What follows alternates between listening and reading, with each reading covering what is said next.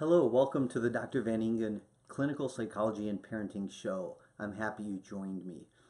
I want to start out this show talking about the three things kids need to hear every day. I'm so grateful for you.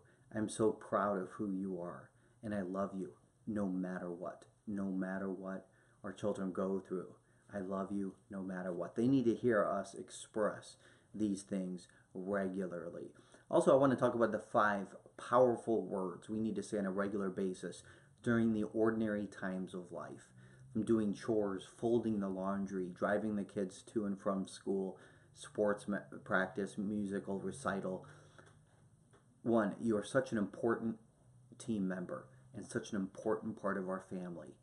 2, I really appreciate the effort you're showing in getting our house clean. 3, I really appreciate your patience with your brother.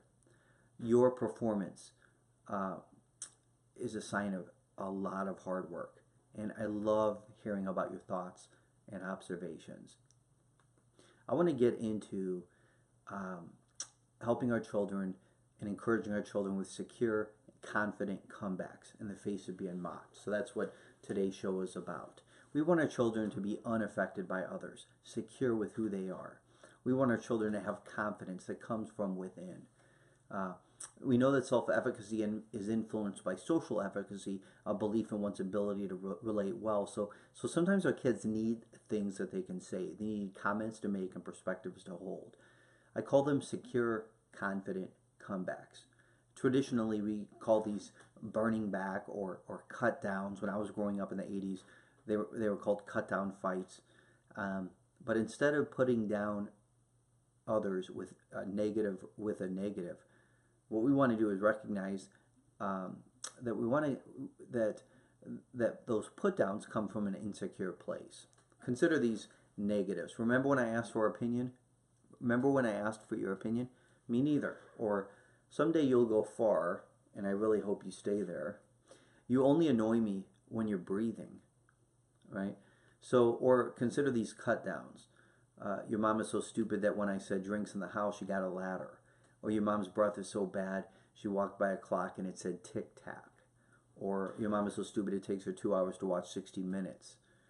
Or your mom is so short she ties her shoes standing up. Right? So just responding back with a negative. Right? But how would I define a secure and confident comeback? 1, it's done with honor.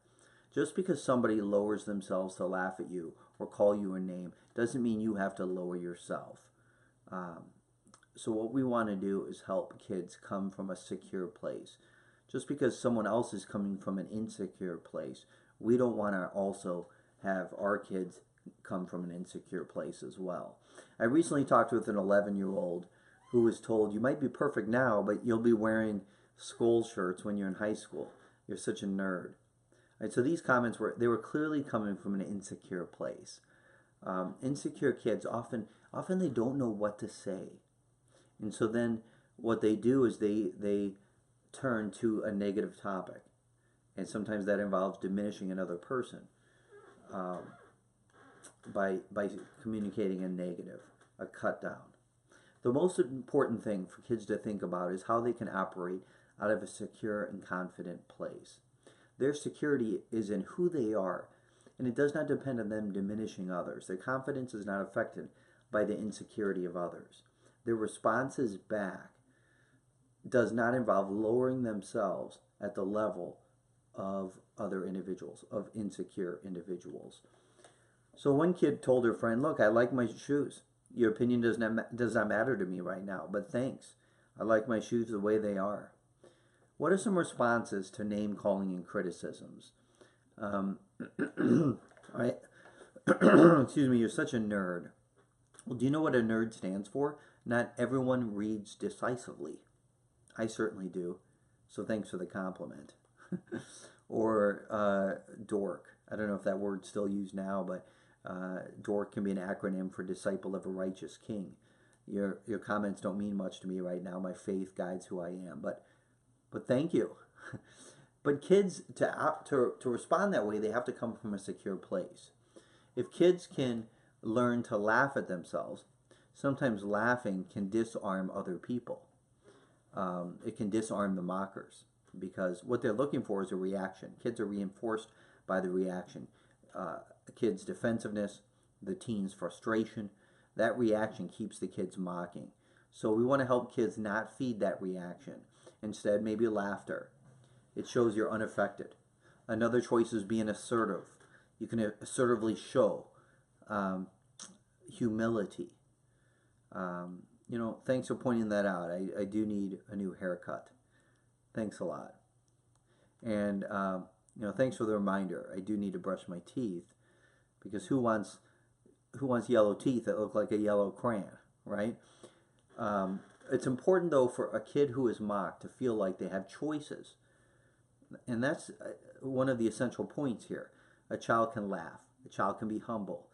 A child can assertively address the logic of their statement. It's helpful even to practice at home to not react. For kids, teens, preteens to be unaffected, to be kind, and look even to honor the mocker.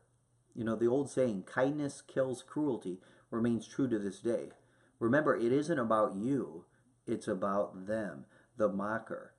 And so what feels like an enemy can actually become a friend by reaching out to that person who is coming from a place of insecurity.